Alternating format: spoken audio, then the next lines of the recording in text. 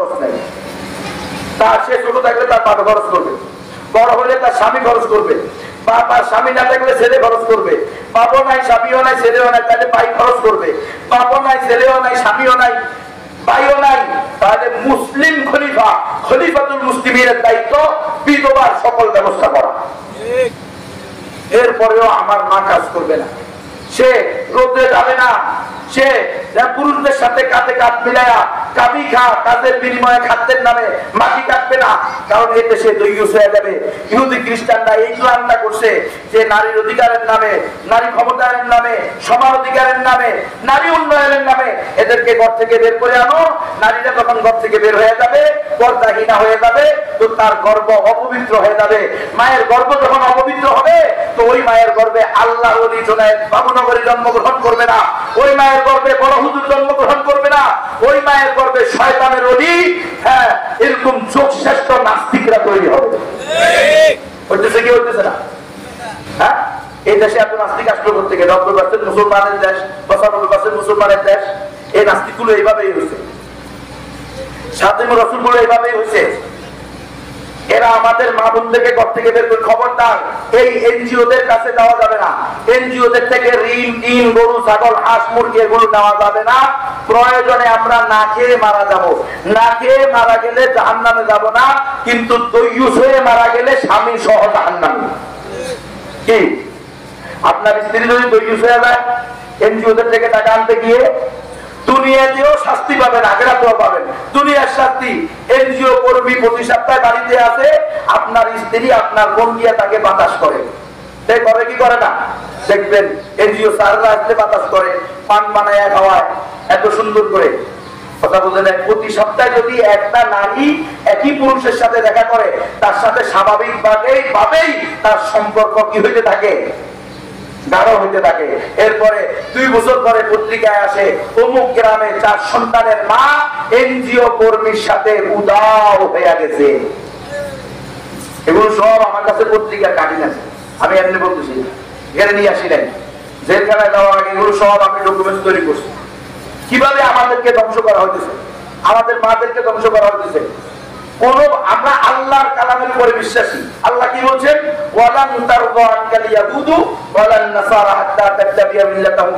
ইহুদি খ্রিস্টানরা কোশ্চিন কালেও আমাদের উপরে সন্তুষ্ট হবে না তাদের ধর্ম গ্রহণ করা ছাড়া।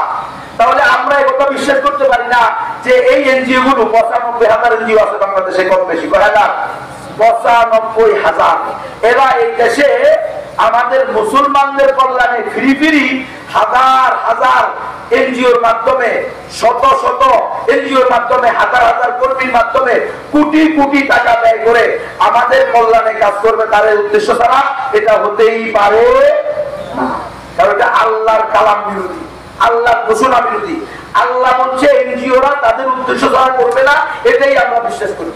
এবং বাস্তবতা আমরা রিসার্চ করলে এটাই পাই যে তারা আমাদের এই দেশে মুসলমানদেরকে খ্রিস্টান বানানোর জন্য, মুসলমানদেরকে নাস্তিক বানানোর জন্য, মুসলিম সন্তানদেরকে দৈয়ুস বানানোর জন্য, ইসলামিক কৃষ্টি কালচার থেকে, তাহজিব তামাদ্দুন থেকে বের করে পশ্চিমা কৃষ্টি কালচার, পচা গান্দা সভ্যতা ঢুকানোর জন্য এই এনজিওরা এই দেশে আসে।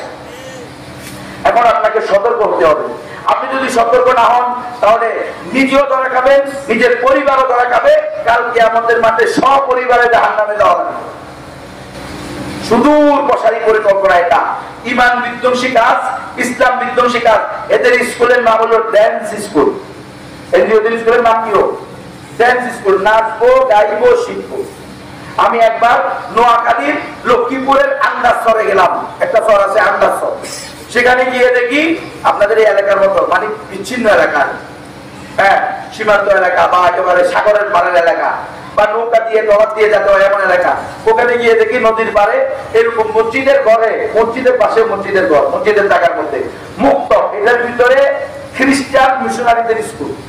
আমরা গিয়েছি শুক্রবারে, স্থানীয় ছেলে মেয়েকে আমরা যাওয়ার পরে ওরা আসছে, জিজ্ঞেস করলাম তোমরা এখানে পড়ো? হ্যাঁ আমরা এখানে পড়ি।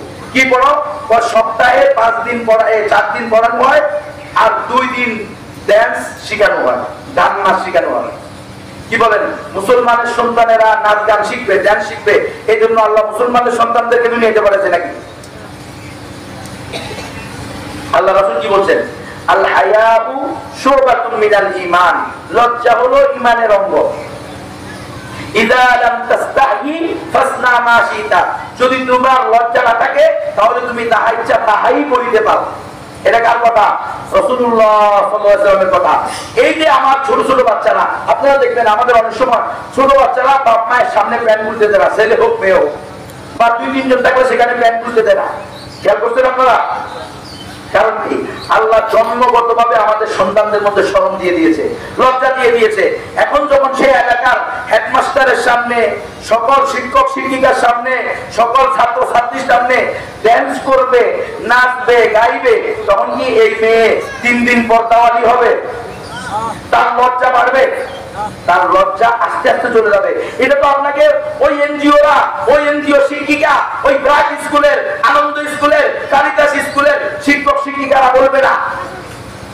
এটা তো তারা আপনাকে বলবে না যে আমরা লজ্জা দূর করার জন্য করতে যাই। আপনি বুঝতে হবে, আপনার আকলকে কাজে লাগাইতে হবে। আফালা ইয়াতাদাব্বারুনাল কুরআনা আম আলা কুলুবিন আকফারুহা, তারা কি কোরআনের এই কথাগুলো নিয়ে চিন্তা করে না? না অন্তরের ভিতরে আল্লাহ তালা লাগাই দিয়েছে। আল্লাহ যখন বললো ইহুদি খ্রিস্টানরা তাদের উদ্দেশ্য ছাড়া একটা ফুটা পয়সা খরচ করতে পারে না, তো আপনি কেন বুঝেন না যে এরা ফিরি ফিরি আপনাকে এই সেবা দিচ্ছে না? এদের উদ্দেশ্য আছে। এরা আমাদের মাদেরকে দিন দেয় কিসে? কিস্তিতে। সুদ ছাড়া না সুদ ভিত্তিক? কথা না, সুদ নেয় না? নেয় না, 100% সুদ নেয়। সুদ ভিত্তিক কথা।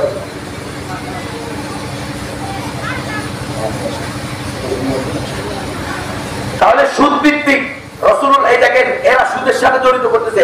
এই অজপাড়া আমার মায়েরা, আমার বোনেরা, এরা হয়তো কোনদিন ব্যাংকে যাইতে পারতো না, কিন্তু এই এনজিওরা এদের ঘরে ঘরে এসে এদেরকে ঋণ টিন, গরু ছাগল, হাঁস মুরগির নামে লোক দেখিয়ে টিউবওয়েল বসান, বাথরুম করেন। তাই মুসলমান মায়েরা ভালো করে শোনো, তোমার টিউবওয়েল কি পাতা হওয়া খরচ? কথা বলে না, তোমাকে ওরা তৈয়ুজ বানাবে। যদি তুমি টিউবওয়েল বানাইতে যাও, টিউবওয়েল পাকা করতে যাও, তোমার ঈমান হয়ে যাবে কাঁচা। তুমি হয়ে যাবে তৈয়ুজ। নাস্তিকদের কাছে, তৈয়ুজের কাছে, বেগানা পুরুষের কাছে তোমার ছবি দিতে হবে। বেগানা পুরুষের কাছে সপ্তাহে সপ্তাহে তোমাকে হাজিরা দিতে হবে। এরপর তোমাকে সুদের সাথে জড়িত করবে, চাই সেটা যত কমই হোক না কেন। আল্লাহ রাসূল সাল্লাল্লাহু আলাইহি ওয়াসাল্লাম বলেন, লানাল্লাহু আকিলার রিবা ওয়া মুকিলাহু ওয়া কাতিবাহু ওয়া শাহিদাহু, সুদ খানেওয়ালা, খাওয়ানেওয়ালা, সাক্ষীদাতা, বহনকারী সবার উপরে আল্লাহর লানত। আপনার প্রতিবেশী, মামি, খালা, চাচি, দাদি, নানির উপরে যদি লানত বর্ষিত হয়, আপনার উপরে কি রহমত বর্ষিত হবে? আপনাদের এলাকায় বন্যা হয় কখনো? বন্যা হইলে কি ইমাম সাহেবের বাড়িতে পানি উঠে না? না, উনি ইমাম সাহেব, খতিব সাহেব, বড় হুজুর, এজন্য ওনার বাড়িতে পানি যাবে না।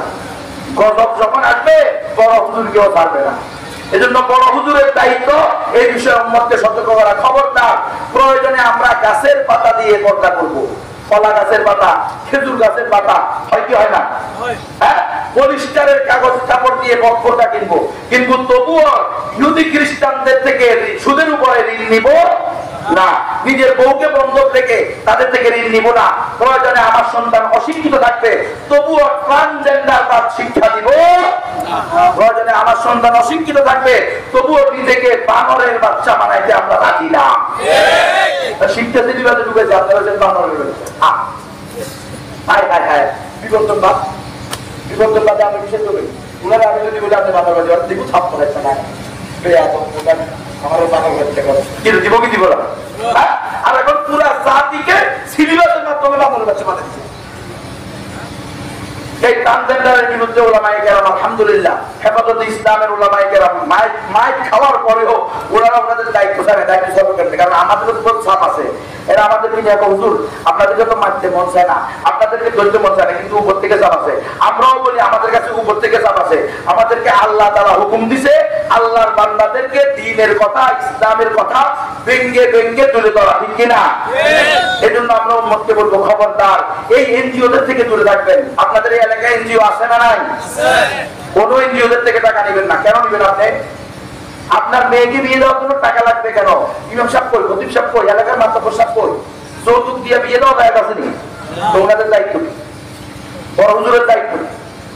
কেউ যৌতুক নিতে পারবে না, কেউ যৌতুক দিতে পারবে না। সমাজ হবে এইভাবে, জাকাত ভিত্তিক সমাজ গড়ে তুলতে হবে। এই সুদ ভিত্তিক সমাজকে না বলতে হবে, তাহলে না আপনি সমাজের ভিতরে শান্তি পাবেন, সংসারের ভিতরে শান্তি পাবেন। নববধূদের জীবন, তাদের ঘর কি হবে? আলোকিত হবে।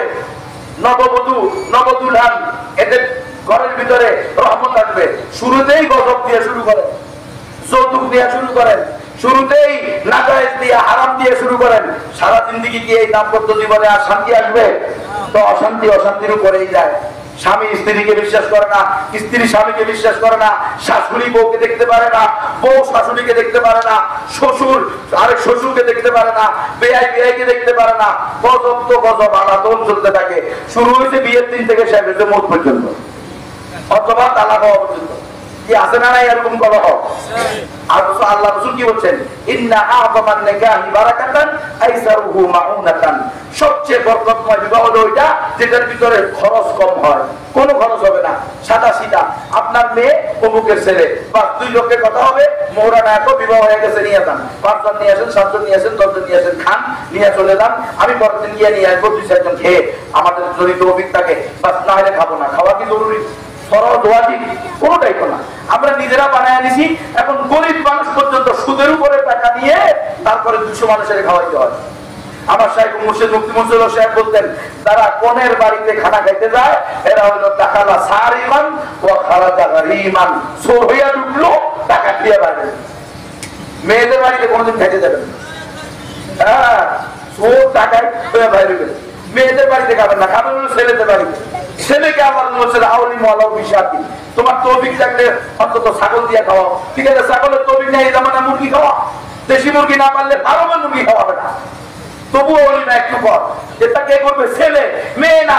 মেয়ের বাপসে মেয়ে পালছে, শুকিয়া দেখো 18 বছর, 17 বছর, 15 বছর, 14 বছর, 13 বছর মেয়েকে লালন পালন করে এত সুন্দরী রূপসী মেয়ে তোর হাতে তুলে দিছে। সারা জিন্দেগি বেলা শ্বশুরের শুকরিয়া দেখো। যুবকের আগায় লাগে জ্ঞান। এখানে যত যুবক আছে সবাই নিয়ত করা যাবে, এখনো বিয়ে করা নাই, কোনদিন যৌতুক নিয়ে বিয়ে করবা না ইনশাআল্লাহ। কার ইচ্ছা আছে যৌতুক ছাড়া বিয়ে করবে? অনেকে হাত তোলে না। নিজের ছেলেদেরকে যৌতুক দিয়ে বিয়ে করাবো না, সবাই হাত তোলেন। নিজের মেয়েকে যৌতুক দিয়ে বিয়ে করাবো না, তো ইনশাআল্লাহ আল্লাহ তৌফিক দান করেন। এখন হিন্দুত্ববাদীদের এজেন্ডা থেকে বাঁচার জন্য এই বইটা ভাইরা আপনাদের জন্য লিখছে। এই বইটা ওনাদের অনেক খরচ হয়েছে লিখতে, যদিও ওনাদের খরচ বেশি, তবুও ওনারা মাত্র 100 টাকায় আপনাদেরকে দিচ্ছে। আপনারা প্রত্যেকে একটা বই নিতে পারেন না ইনশাআল্লাহ? এটা পড়লে, এটা ঘরের ভিতরে আলোচনা করলে আপনার স্ত্রী, আপনার সন্তান, আপনার ভাই, আপনার বোন, তারা বুঝবে হিন্দুত্ববাদীরা কিভাবে আগ্রাসন চালিয়ে মুসলিম উম্মার ঈমান, মুসলিম নারীদের সতীত্ব হরণ করার ষড়যন্ত্র করতেছে। তাহলে আপনার ছেলে মেয়ে যখন এটা জানবে, সে নিজেকে সেভ করবে, আপনার ভাতিজা ভাতিজি, আপনার ভাগিনা ভাগ্নি, আপনার পাড়া প্রতিবেশী, আত্মীয় স্বজন আছে না নাই? এদের প্রত্যেকের জন্য এই বইটা আমি মনে করি প্রত্যেকের কমাস কম একটা কপি করে নেওয়া দরকার। আপনারা তৈরি আছেন কারা কারা? দেখি হাত তোলেন, একটা করে বই নিয়ে যাবেন ইনশাআল্লাহ। অল্প বই আছে, বেশি নাই, সবাই হাত তোলেন। 100 টাকা, আর এই জামানায় 100 টাকা কি খুব বেশি? প্রত্যেকে একটা করে বই নিয়ে যাবেন। পরবর্তীতে ইনশাআল্লাহ সাহেব আলোচনা করার পরে পেশাকে নিয়ে এসে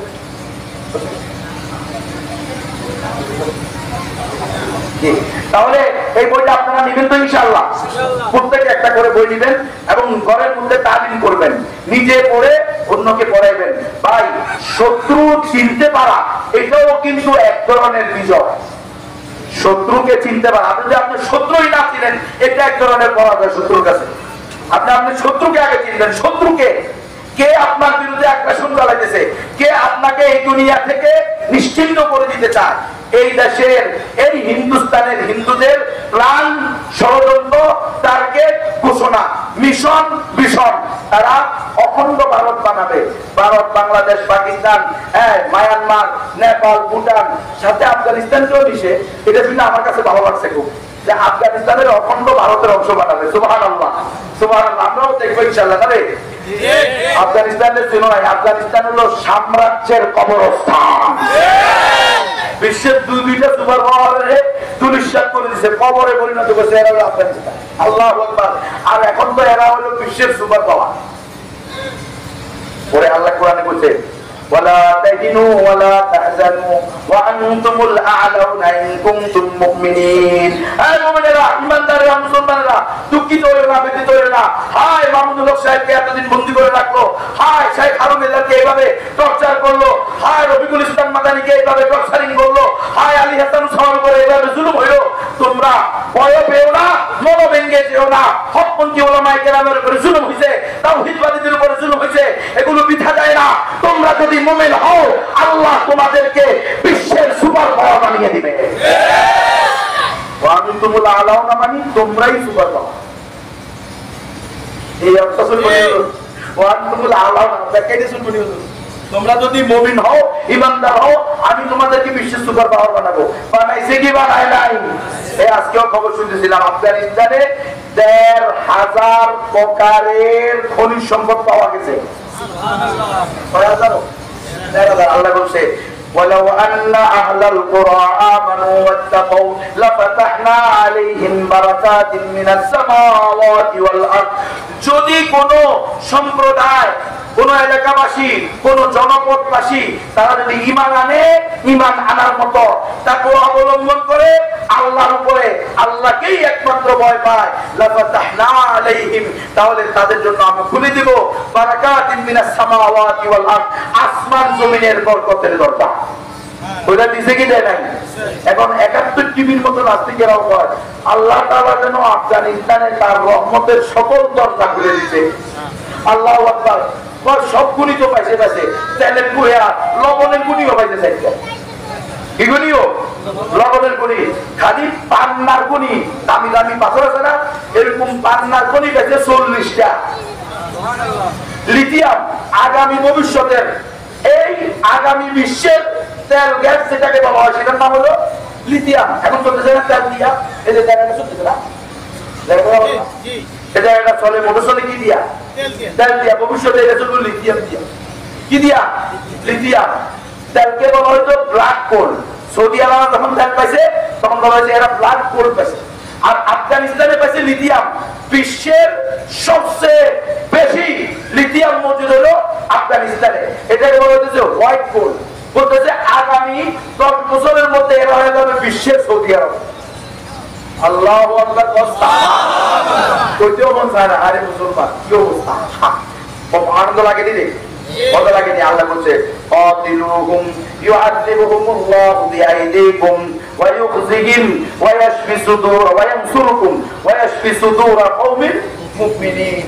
তোমরা এদের বিরুদ্ধে জিহাদ করো, আল্লাহ তাআলা কাফির মুশরিকদেরকে তোমাদের হাত দ্বারা শাস্তি দিবে, তাদেরকে লাঞ্ছিত করবে, তোমাদেরকে নুসরত করবে, এবং ভগ্ন হৃদয়ওয়ালা ঈমানদারদেরকে আল্লাহ তাআলা তাদেরকে তাদের দিলের ভিতরে প্রশান্তি দান করবে। কিসের মাধ্যমে? জিহাদের মাধ্যমে। আফগানিরা এই কাজ করে মুসলিম উম্মার দিল ঠান্ডা করে দিয়েছে। অদূর ভবিষ্যতে মুসলিম বিশ্বের নেতা হবে আফগানিস্তান। মনে হয়নি? ১৫০০ প্রকার খনিজ সম্পদ। কয়টা প্রকার? ১৫০০ প্রকার। এবার বলতে যে কয় ওরে বাপরে বাপরে, স্ট্রবেরি আছে না, স্ট্রবেরিও সবচেয়ে ভালো হইতেছে আফগানিস্তানে। তারপরে এই যে কি বলে এটাকে, ডালিম, ওইটাও সবচেয়ে বেশি ওখানে হইতেছে, সবচেয়ে ভালো, সবচেয়ে বেশি।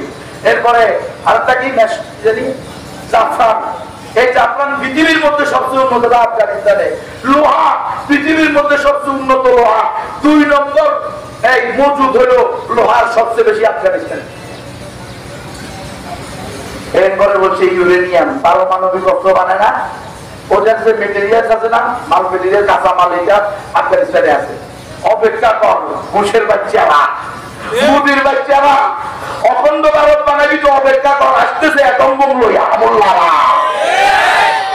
ইনশাআল্লাহ ইনশাআল্লাহ ফান্তাজিরু ওয়া নাহনু মিনাল মুনতাজিরিন।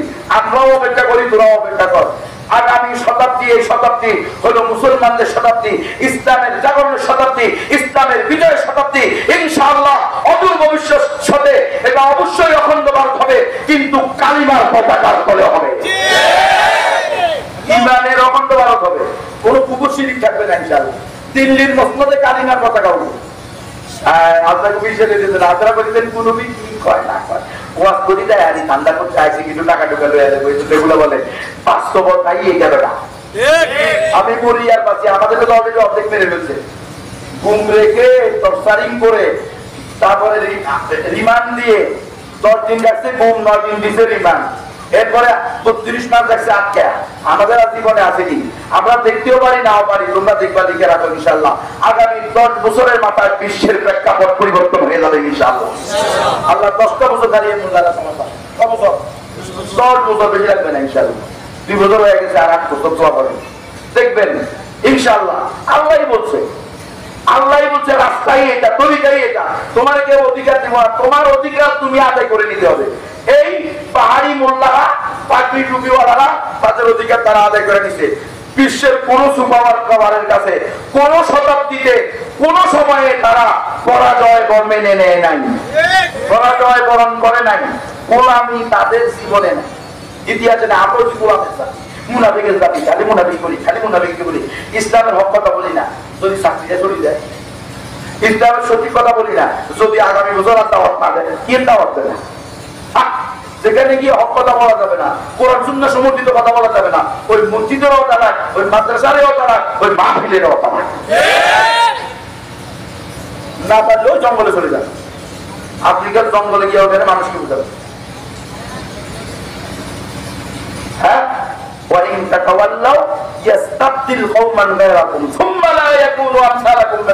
তোমাদের মতো হবে না, আল্লাহ এমন জাতিকে নিয়ে আসবে। আল্লাহ তোমার আমার মুখাপেক্ষি না। ইসলামের বিজয়ের শতাব্দী, ইসলামের বিজয় হবে, মুসলমানদের বিজয় হবে, আল্লাহর জমিনে আল্লাহর দ্বীন কায়েম হবে।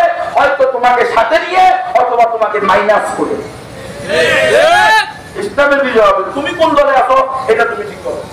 তুমি কি দালালি করে দেবে সারাদিন দেখি, তাগুতের দালালি, ইহুদি খ্রিস্টানের দালালি, সামান্য মসজিদের খেদমতের জন্য, সামান্য মাদ্রাসার মোতাবিনের জন্য, এই সামান্য ওয়াজমাহফিল করে 20-50,000 টাকার জন্য, এটার জন্য তুমি সারাদিন দেখি গোলামি করে দেবা?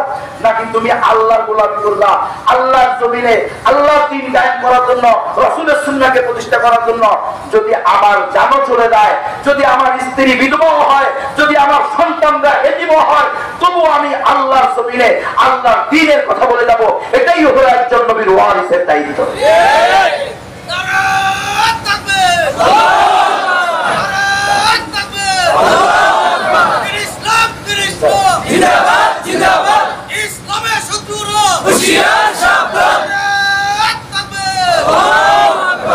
হুজুররা খালি ফতুয়া দেয়, হুজুররা কি আমাদেরকে 5 টাকা দেয়নি? অনেকে বলে না, হ্যাঁ হুজুররা এই জিওর বিরুদ্ধে বললো, ওই সুদের বিরুদ্ধে বললো, ওই কুশের বিরুদ্ধে বললো। হ্যাঁ বাবা, হুজুরদের দায়িত্ব খালি ফতুয়া দেওয়াই, কোরআন সুন্নাহ সমর্থিত, কোরআন সুন্নাহ অনুযায়ী ফতুয়া দিবে, এটাই হুজুরদের দায়িত্ব। হুজুররা এটারই ওয়ারিস। আল্লাহ রাসূল বলেন, আল্লামা ওয়ারাসাতুল আম্বিয়া ওয়াল আম্বিয়া লাম ইওয়ারিসু দিনারা ওয়ালা দিরহামা। উলামায়ে কেরাম নবীদের ওয়ারিস, আর নবীরা তাদের ওয়ারিস টাকা পয়সার ওয়ারিস বানায় না, বাল ওয়ারাসাহুমুল ইলম, তারা আসমানি ইলমের ওয়ারিস বানায়। আমরা আসমানি ইলমের ওয়ারিস। আমাদের দায়িত্ব আপনাদেরকে বলে দেওয়া, হিন্দুত্ববাদীদের কাছে নিজের সন্তানকে ছেড়ে দেওয়া যাবে না। আমাদের দায়িত্ব আপনাদেরকে বলে দেওয়া, এনজিওদের হাতে আপনাদের স্ত্রীদেরকে ছেড়ে দেওয়া যাবে না। আমাদের দায়িত্ব আপনাদেরকে বলে দেওয়া, এই সমস্ত সেকুলারিজম, এই সমস্ত নাস্তিকবাদী শিক্ষা সিলেবাসে আপনাদের সন্তানকে পড়ানো যাবে না। এই কথাগুলো আপনাদেরকে বলা আমাদের দায়িত্ব, মানা আপনাদের দায়িত্ব। তৈরি আছেন তো ইনশাআল্লাহ? ওয়া আখিরু দাওয়ানা।